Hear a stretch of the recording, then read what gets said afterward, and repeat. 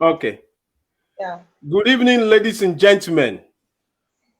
Good afternoon, good morning, depending on where you're watching us from. You're welcome to the 33rd edition of Leadership Talk with Adegoke. Tonight, I have with me Chioma Unegbu Abiazem, Dr. Mrs. She's an expert area of environment, and tonight we'll be talking, sharing on the topic, leadership and climate change. Leadership and climate change. So you're welcome. You're welcome. Trust your day has been well. Beautiful. Thank you very much. Okay. Thank Thank you. you for Can you having just me. it's a pleasure. Please can you just share with us who is Chioma? Yeah. My name is Dr. Mrs. Chioma Vivian Unegbu Abiazem. Yeah. I am a lover of God. I love God so much. You know, the Bible says all things work together for good to with those that love Him and who are called according to His Purpose. purpose. Purpose. Yeah. And so I don't have compromise on that. I love God so much. I am a wife married to Fortune Abiazem and a mother of three amiable children, a daughter and two girls. I would say I'm a go-getter. I'm a consistent performer. I am um, I am very passionate about my dreams, and I'm one who aspires to be the best version of myself. And I'm a lecturer in the Department of Science Laboratory Technology, Federal Polytechnic Ilaro. I lecture chemistry with specialty in environmental chemistry and pollution control. And Okay. so, what else? I think, yeah, I have attended a lot of conferences locally and internationally, UK, South Africa, and I have publications in reputable journals. I will also say that I am an environment icon. I think that's When you basically who I am. when you say environment icon, what does that mean? Can you, in layman's terms, can you just In the help us? normal term, somebody who is environmentally friendly always want to ensure that you don't have to lose our environment. Okay. So I'm environmentally friendly. Wow. Wow. Awesome. Awesome. I just want to celebrate you, and I want to salute your person and the area of your specialty. It's a very deep area that requires a lot of expertise, and you're speaking tonight um, to quite a number of people all over the world. And I want to say that we're so thankful that you're here tonight. No doubt tonight is going to be quite interesting because I think during the week there was the virtual leaders summit Yeah, on climate change. Where we had about 40 leaders. yeah. Greetings.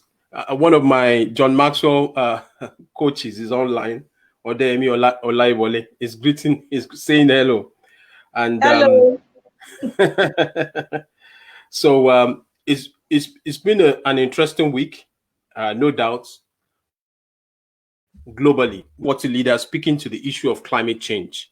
But before we jump into climate change, how did you get into leadership? Tell us, how did you Network. get into leadership? Network. No, we can hear you. How did you get into leadership? Yeah. I would say that start by saying that leadership is an innate characteristics, that very few people possess. And then, as we all know, leaders direct, influence, motivate, and support others in accomplishing common tasks. Yeah. I also want to say that leadership is a lifestyle. Okay. Even in the home front, you are a leader as a father, as a mother, as a children. You are all leaders. So it's a lifestyle. It's something you do, often. You just find yourself doing that. And for you to be a good leader, you must be one that will lead yourself. Lead yourself first before you can lead others. Sorry, there's a glitch in the in in the yeah. I'm sure she will come back shortly. She was just talking about leadership. Yes. You're Yeah, welcome. yes, Go thank ahead. you. Yeah. So you must also add value to people you come across on a daily basis. That's actually what makes you a leader. And so for me, I have served under the tutelage of a whole lot of wonderful leaders that have trained me well, and have been able to train others also. And when it comes to leadership role, I enjoy it more in the area of research. I find great joy when I lead in the area of research. Like presently, I'm the cluster head of a research cluster in my institution, Go Green, Go Wealthy.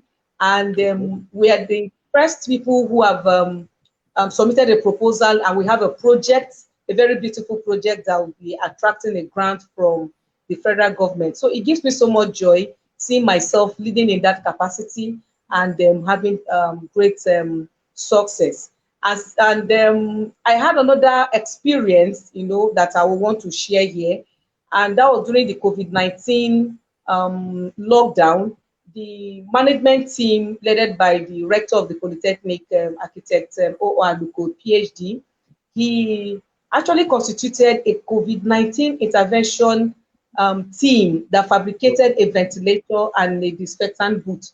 I was one Okay. of those members of the team, and I headed the unit that produced the disinfectant. And it was quite an interesting and a wonderful experience. This actually has come out to be a success because this equipment have been approved by federal government, and it has also gone far and wide. So Wow. with all these activities, it has actually, helped me in my leadership capability, and I know the task ahead is enormous. Wow. We're so happy to get that gist. I mean, privileged information that you've been adding value. And my mentor John C. Maxwell would say that leadership is influence, nothing more, nothing less. Nothing And more, I want to nothing less. salute you. And for women to be showing up even at a time like this, because there's no doubt that the pandemic has hit a lot of families, and most Yes. especially women, because they've had to cover the home front. But you are still showing up powerfully. And I want to also salute your husband, Fortune, is on the platform tonight, is rooting for you. um, I want you to speak to you know the area of leadership and climate change. What are your thoughts? There are a whole lot of relationship between leadership and climate change. You see, climate change is driven by a lot of policies, and without leadership, these policies cannot be achieved. And so, and Okay. we also know that the issue of climate change is a very serious, great, and urgent challenge that the world is facing in this 21st century. And it is a Okay. typical collective action problem that is due to anthropogenic activities. And so, in Okay. order to tackle these collective action problems associated with climate change, leadership is essential. Wow. And that's why UNEP, United Nations Environment Program, has it reported that a world leader on climate change must be strong, credible, and consistent. Hmm. And it's the United Nations Environment Program, United Nations on the Framework Convention on Climate change. They are the bodies that have taken the role of leadership, and they have been providing leadership and encouraging partnership in caring for the environment. But the problem Okay. here is that a lot of world leaders are actually opposing these policies. This Why? policy started a long time ago. In 1949, we had these policies. We have the first one, the United Nations Scientific Conference that was held in New York, and that conference was actually to, it was adopted to conserve the environment. We had another convention in Stockholm in 1972. We had the Vienna Convention in 1985, and they were actually to save the ozone layer. So there are a lot of policies that have come up, a lot of policies, and leaders are the ones who have put these policies in place. But the problem is that they are not implemented, they are not accepted, and they are not being implemented. And that is why we have this issue of climate change becoming a very serious problem. So I think that's basically the relationship between. Wow. So are you saying that the political will is not there, to follow through? Because if leaders, I mean, can you speak on this Paris Agreement? Yes. I know that the Yes. US put out, yes.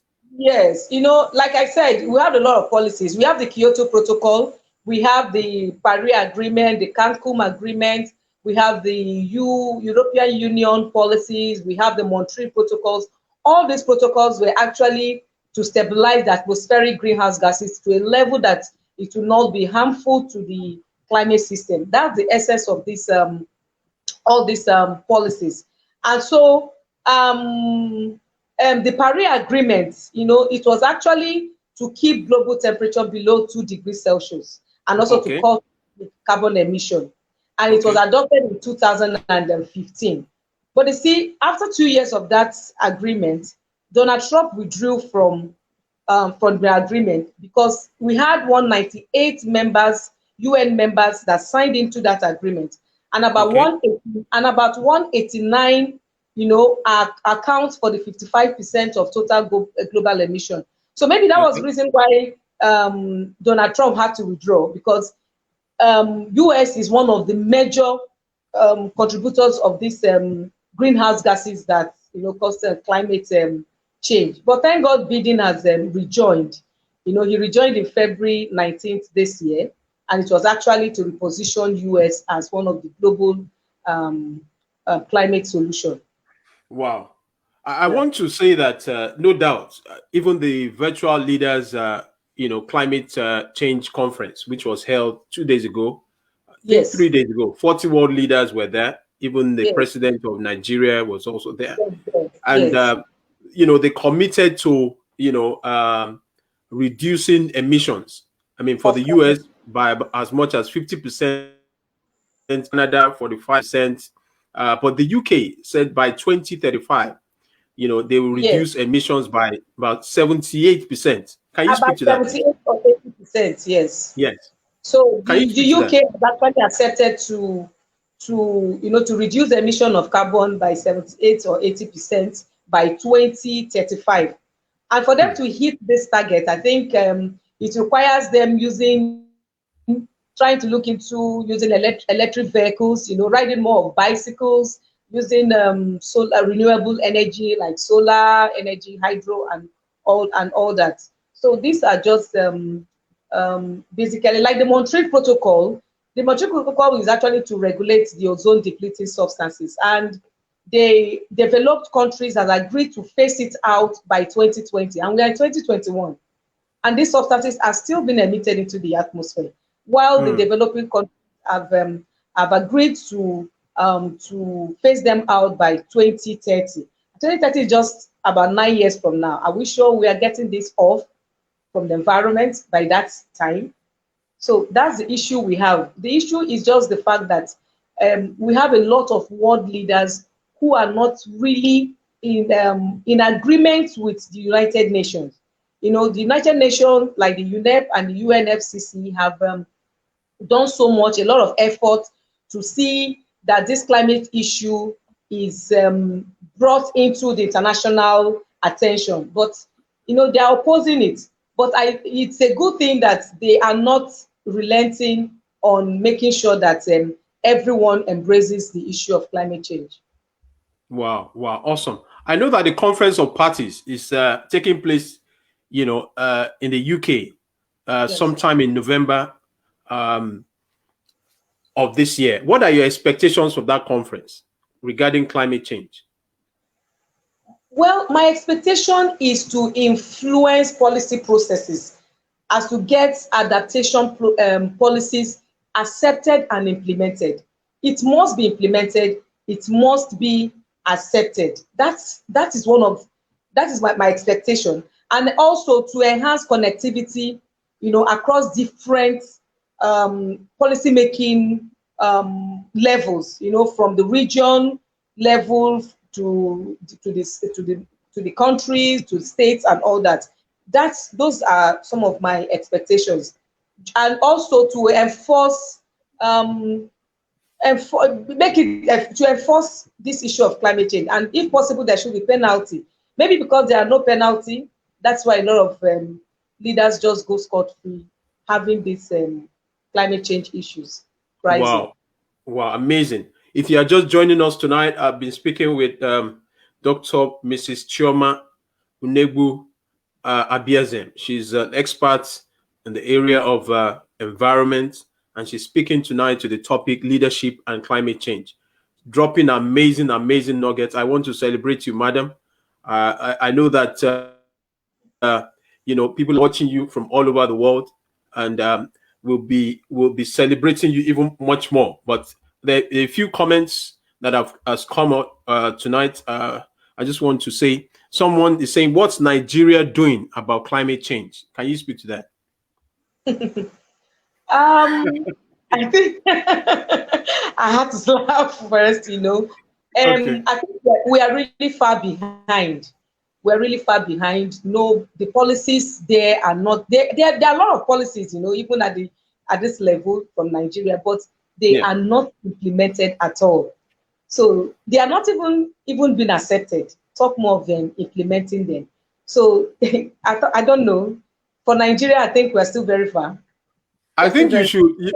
We want to. I know you are not in the public sector, but you are the ones that come up with ideas and crafting ideas so that government can implement those policies. What would you like to say to them on this platform? What would you like to say, concerning Nigeria in the area of climate change?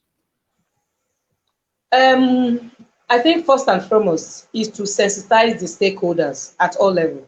Okay.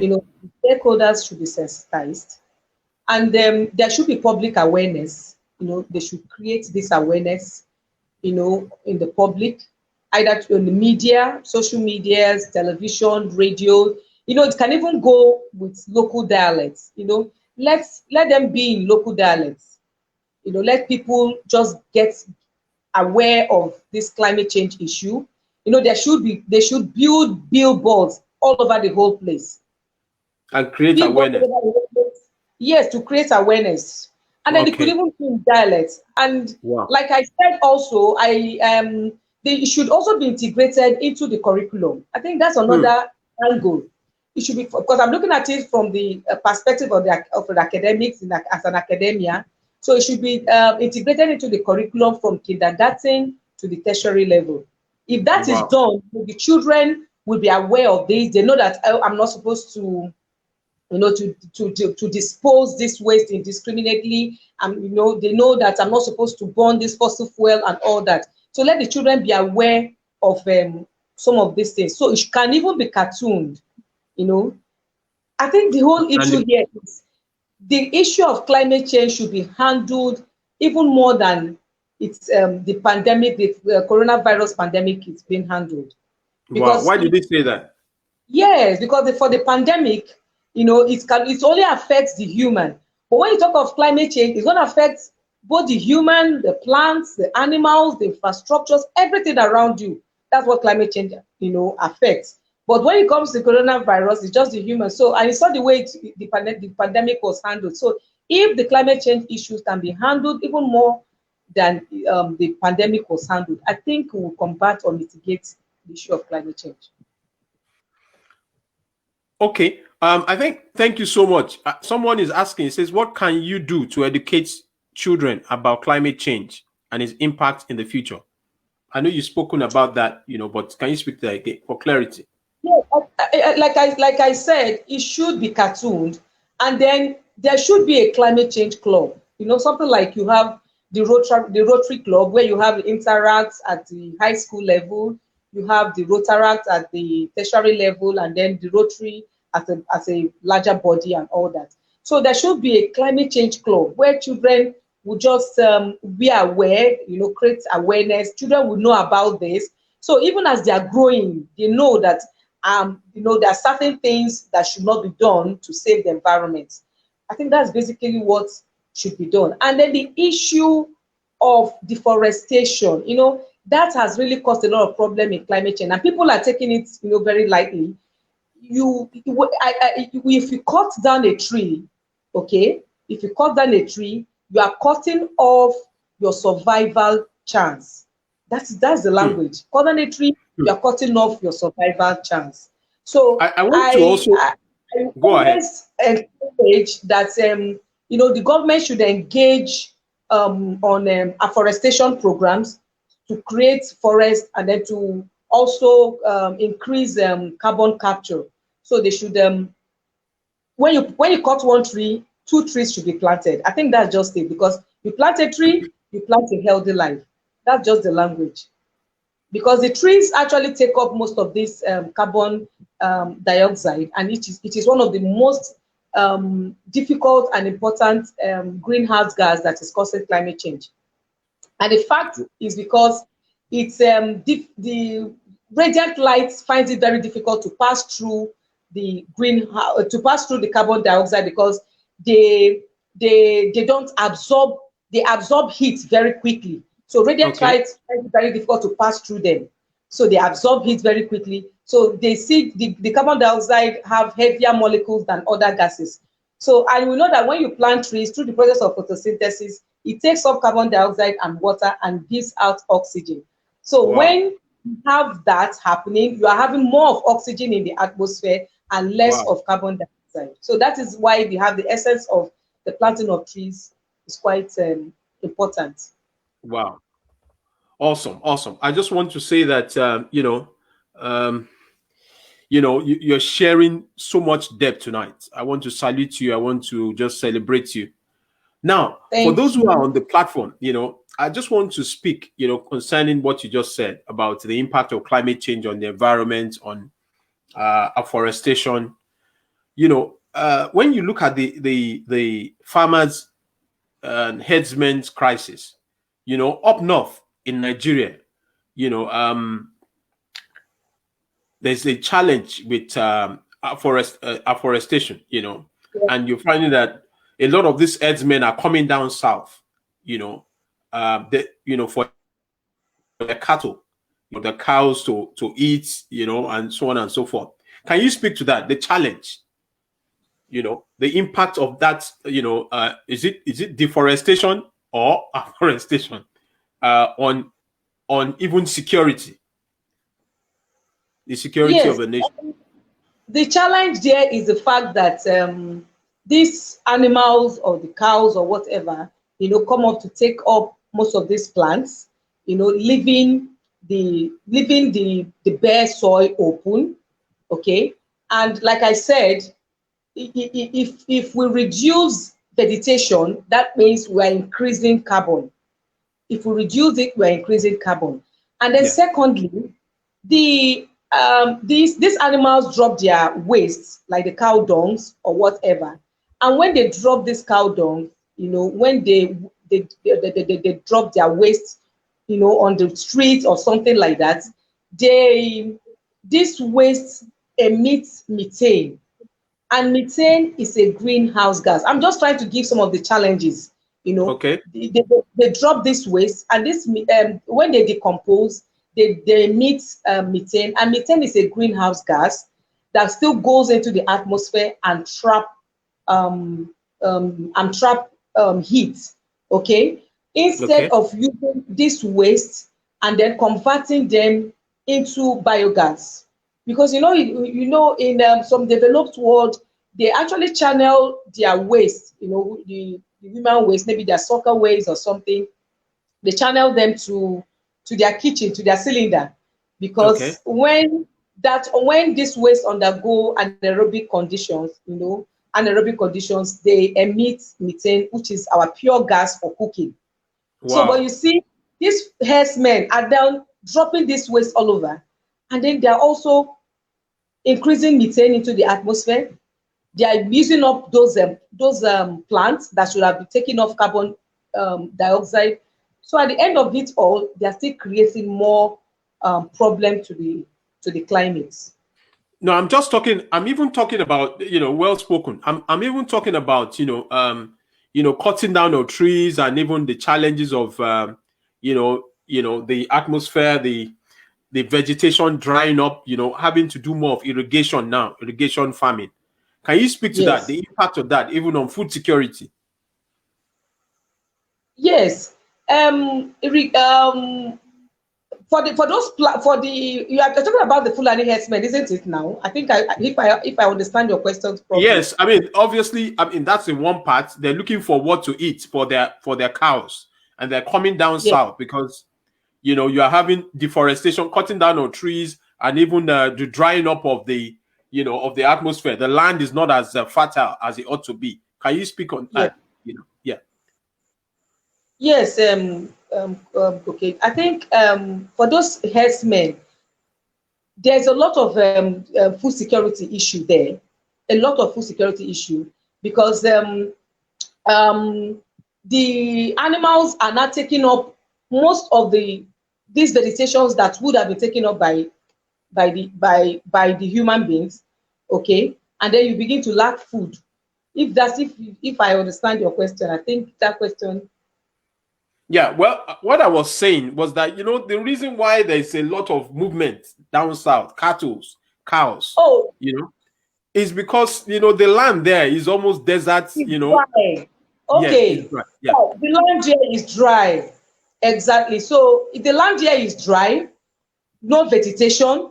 So that means that means they have issues with irrigation, yeah, you know, taking care of the farmlands there, and you have exposure of the soil, and that will affect their plants because there are no trees around. So because yeah. the trees actually cover the soil from getting heated up, and when this happens, your plants cannot grow well. So that's basically what it is.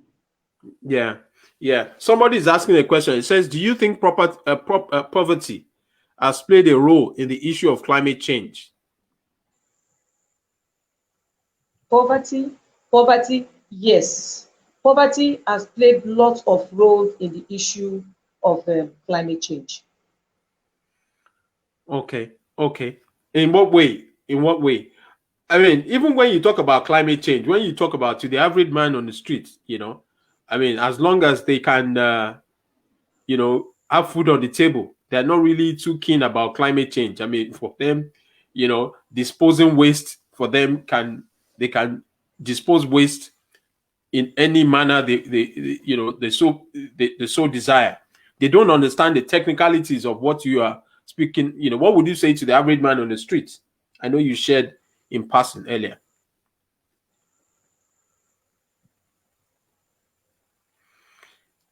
Yes, I think there's a network challenge. Yeah. I was saying that what would you say to the average man on the street? Well, for those who have been joining us tonight, I've been speaking with my sister and my friend, Chioma Abiazem, and we're talking about the issue of climate change and leadership. And there's been so much that nugget that she's added tonight.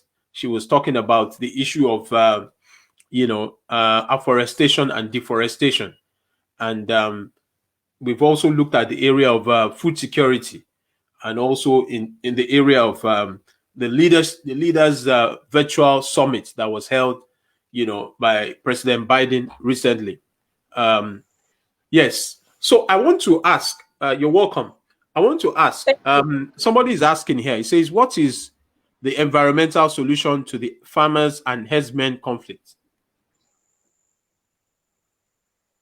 I mentioned it here. Environmental problem to it is the fact that the waste they drop, okay, can also lead to pollution in water. The waste they drop will always emit methane, because when they undergo anaerobic condition, they emit methane.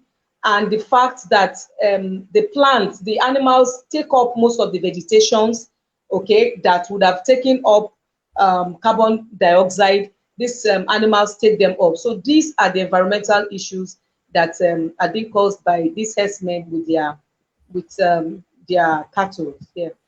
I know you are not you're not in government, so you can't speak on on implementation or enforcement or policy formulation.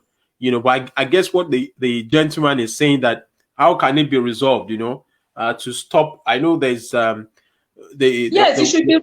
Okay, the way it the should be stopped. There should be ranching. That's what we've been advocating ranching. Yeah, for. yeah, yeah. Yes, there Well, I should be mean, ranching. Let them have these animals in an enclosed environment. So with that, it is easier to control or regulate these environmental problems that are caused by these animals. Because I know too well that if there is ranching, there's a particular place these animals are kept, we can get their waste and then convert this way, because there's a project I'm actually on now. We are okay, using animal waste, and converting them into biogas, and then we're using okay, them to cook, we're using them to cook, basically we're using them to cook. So if there are places animals are, we can collect this waste and then convert them into biogas and then use them to cook. So those are some of the ways we can also stop um, the destruction or the effect of climate change. wow, wow. You've spoken so well tonight. You talked about the role of leaders in the area of climate change. I know the world leaders have committed to reducing the level of emissions. The US has said they're going to reduce by 50 to 52%. Canada has said they'll reduce emissions by about 45%. But Africa, I've not really gotten data from Africa.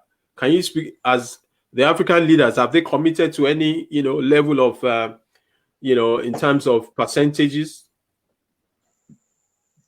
Yeah, like I have not seen any African leader who has made any commitments on how to cut down carbon emission. No one Wow, has done that. wow, Yes. And wow. we have the fact that, like for the CACUM agreement, the CACUM agreement in Mexico was actually to support financially the developing countries, on Okay, how to adopt or adapt climate change and how to cut down the carbon emission. Okay, and the developed countries have mobilized about 100 billion US dollars in the climate funding to support the developing countries. But even for the developing countries, especially for Africa, I've not seen any African leader on climate change who has made any kind of declaration on how to cut down this emission. wow, wow, wow. I know that China is also, I mean, they have, you know, also made some commitments in the area of, Yes, China has made some commitments. They have agreed to cut down the carbon emission by 2035. China too is looking at 2035 to cut down the carbon emission. So Colombia is one that said by 2030 they'll be free from fossil fuel and release of fossil fuel. Colombia, we have different countries that have made a lot of commitment, but for Africa, I've not seen anyone, and that is wow, why wow. it's a serious problem if we don't handle the issue of climate change very, very seriously now. I know some policymakers will be listening, to us even as we're speaking right now, because this program has been, people are listening from all over the world, and I want to salute you and celebrate you for your sharing your thoughts.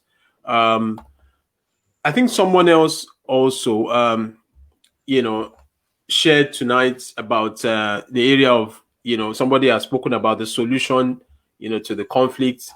Somebody asked that what is Nigeria doing regarding climate change? Now, I want us to address, this because it's also very important. The area of climate change. For example, the area of food security, and also the area of electric cars, technology, because a lot of, the revenue from, for example, Nigeria is from oil. Yeah. And once, there's a reduction in emissions by, the countries like the US, UK, obviously they are shifting to electric cars. What's going to be the impact of that on our own economy? Nigeria economy now? Yeah, I mean, obviously, we export oil. That is what we depend on. What's going to Yes. be the impact if there is going to be a reduction in emissions by most of these countries in the next 10 years? Or, some of them have started already, using electric cars. What's going to happen, to our own economy? What's likely to happen to the African economy? It will be there'll be a problem, because we are all depending on oil. We are all depending on fossil fuel. So saying you want to bring in electric cars and all that, knowing Nigeria, Nigerians would that they have seen the right thing to do, but they don't want to shift base. They don't want to shift base. But I think if the government of Nigeria can take this seriously, to see that we make use of these electric vehicles, ride more on bicycles and all that, I think it will be a better way of having a clean environment. But on the Nigeria economy, it will affect the Nigeria economy, because we depend more on oil. We depend more on fossil fuel, so it will affect it. But even as affecting it, we should also look at the fact that we are trying to get a clean climate system. Wow. So what you're saying, if I can, clarify, is that we need to begin to plan ahead, because Yes. if there's going to be a reduction, in emissions, obviously those countries are not going to be producing cars that use petrol, Yes. And most of the cars that we're buying, we don't produce most of these cars. We buy them from, developed countries, Yes. and even our oil, they will not need the oil as much as. So it's going to affect the economy, actually, like I said. But then we need to think of the climate change, so that we can have a green climate system. Wow, wow, wow. You have spoken so well tonight. I've been speaking with Chioma Unebu Abiezem, Dr. Mrs. I've been talking about the issue of climate change, and she's explained it in layman's terms as much as she can, telling us the implications of nations not adhering to the Paris Agreement, the protocols. And thank God for the leadership, the new leadership in the US. They've taken the issue of climate change, seriously, and everything rises and falls on leadership. Now, as we begin to round up, I want you to speak, the consequences. You have highlighted the consequences of not adhering to climate change. I want you now to speak to, from your own being in the academia. You talked about curriculum, even in schools and so on and so forth. What are 3 things that you think that government should do right now, if you are given the opportunity to speak? Because right now people are listening all over the world. What are the 3 things you recommend, very quickly? Yeah, I think I mentioned it when I spoke earlier. I said the first one. Okay, let me look at it this way. There must be a defined vision first. Okay. And in this defined vision, there must be a mission statement. And in this mission statement, there must be mapped out goals that has to follow a stepwise approach. Now, the first approach, like I mentioned earlier, I said the government, the stakeholders must be sensitized. The second approach is the fact that it has to be publicly create awareness of climate change.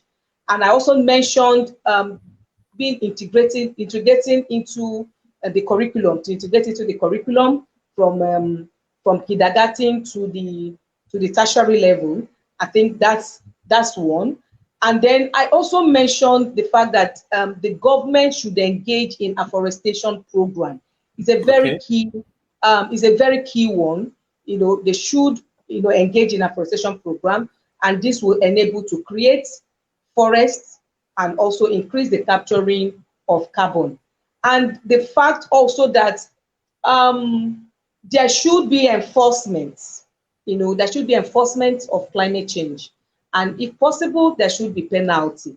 Because if there are no penalty, people will just go scot-free. Defaulters will just go that way without being punished. Because if there were penalties, I think Yeah.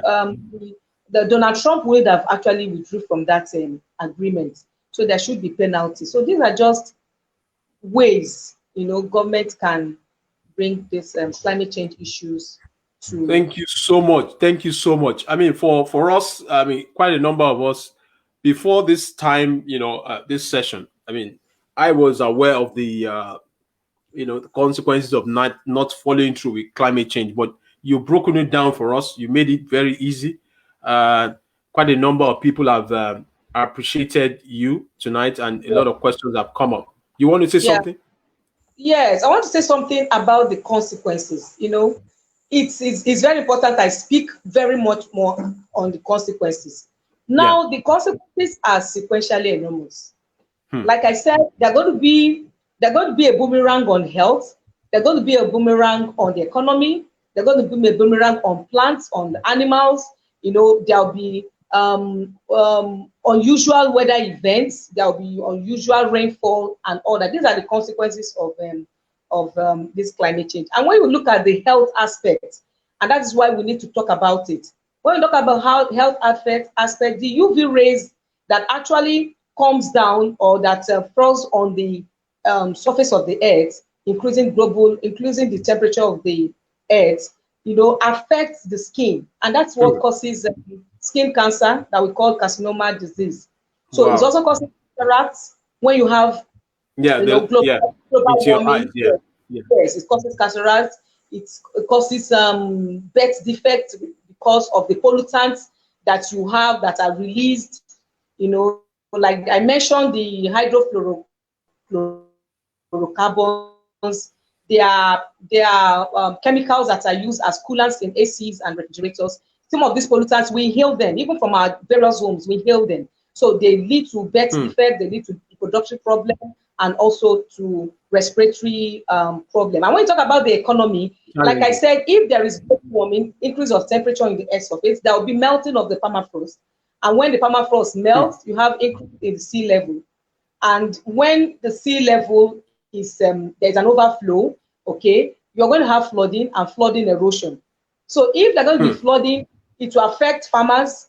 So farmers will lose money. The government will also lose money, okay, because there will be erosion. People will be displaced, and the government will have to like reaccommodate these people. And then the roads will be damaged. The government will have to like put these roads in order again and order. So money that would have been used for something else would have been used for this. So these are the problems associated or consequences associated with climate change, and that's why I said it needs to be handled like the pandemic. Wow. I know recently, I mean, there was flooding in Texas. That's in the United States of America. I mean, global warming issues, earthquakes. We're having so many challenges, with in the environment. So I think that the urgency, it's a crisis. Like you said, Yes. it's a crisis, and it should be handled with urgency. And I know Yeah. that even for those who are listening, all over the world to us tonight, there might be some people that are in positions of authority, and being you being an expert in that area of the environment, you are speaking and creating an awareness, and letting us know that not acting on time, there are consequences, even for not just for this generation, for the next generation. You know, um, so I just want to appreciate you tonight. Just two more questions before we round up. I want you to say in the chat, thank you to Dr. Chioma Abiazem, just say thank you to her, because she's shown up tonight. She's an extremely powerful lady, and also very humble as well. We want to salute you because I don't joke with those in the academia, I'm sure some of your students will be listening, to this chat. We appreciate you. The next question is: do you think there should be a climate hub where waste is brought for conservation, so for conversion to bioenergy? Yes. Most of my research has to do with waste to wealth, Okay.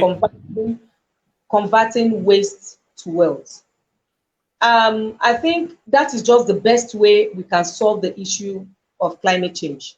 Wow. If we can reduce, reuse, and recycle our waste, I think this will also help in giving us a green climate system.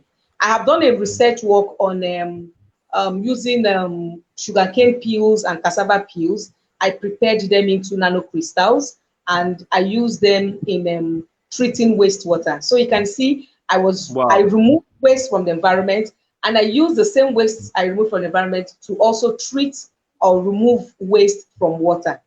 Wow. So Wow. that has just been Amazing. my area. Yes. And presently, I'm also working on a project that we are fabricating a water-based generator. Wow.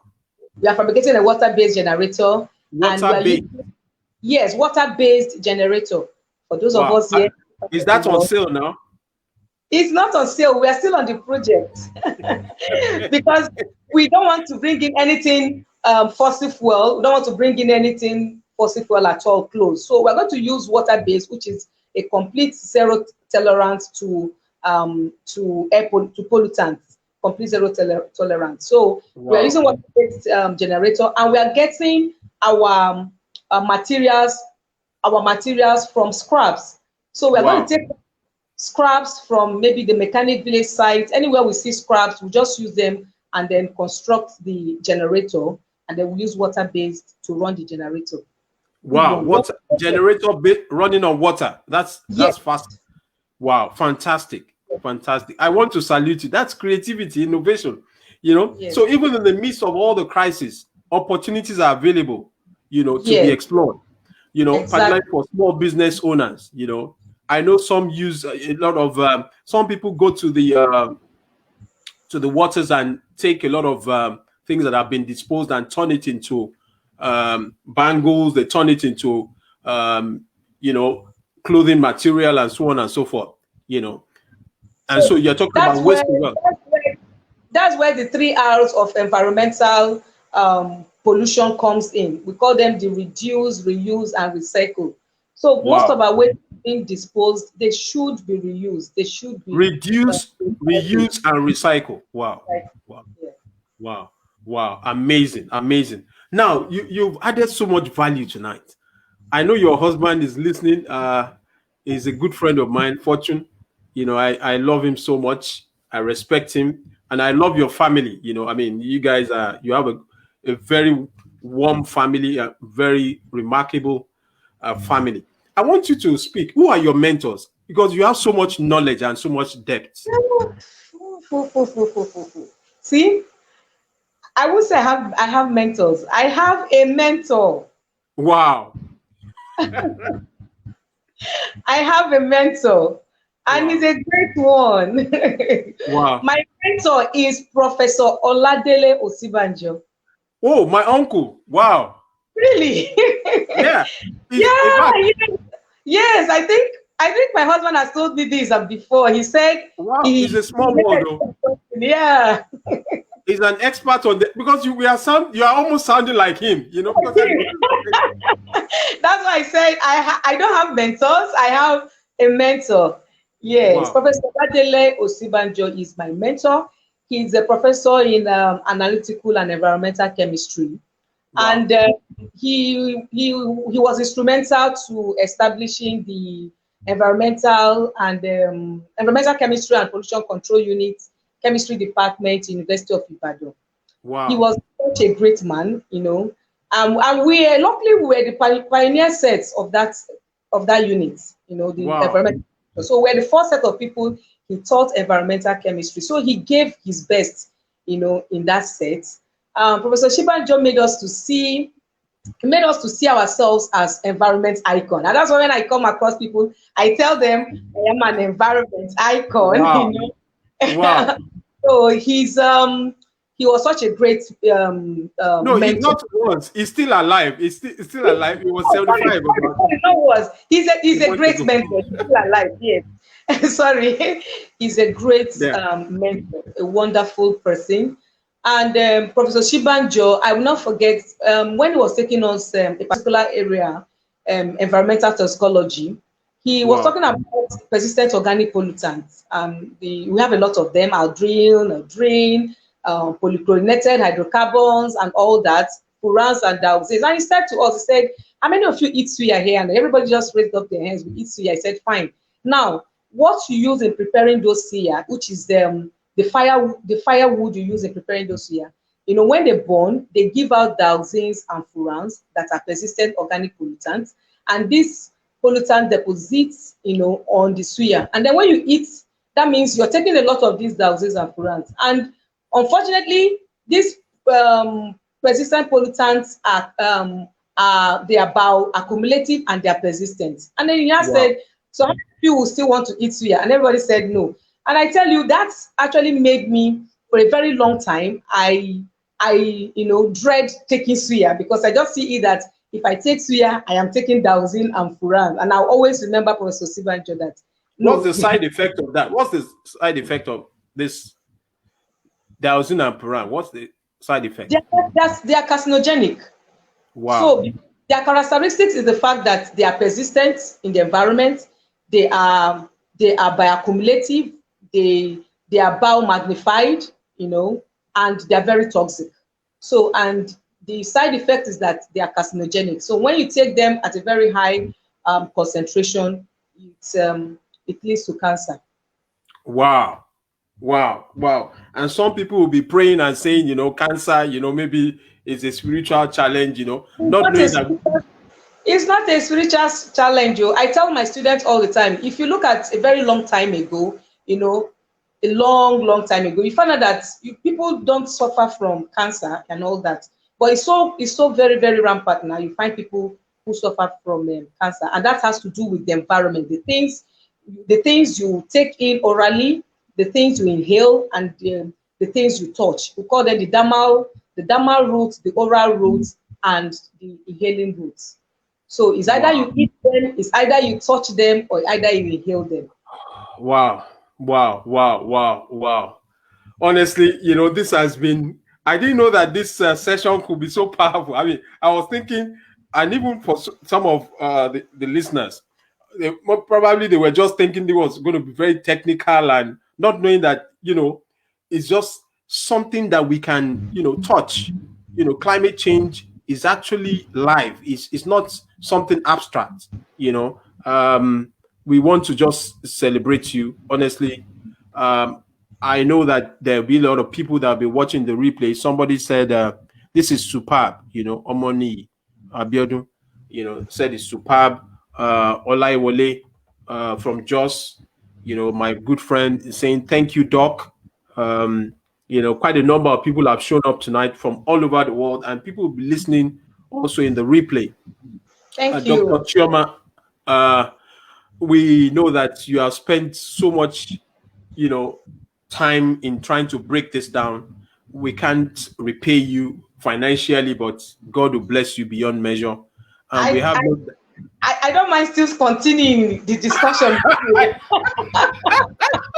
I know, because this is what you are passionate about. I mean, this is, Yeah, I mean, so passionate yeah, about the environment. So passionate about the environment. So I before we end this expose, if you have, do you yeah. have any other question for me?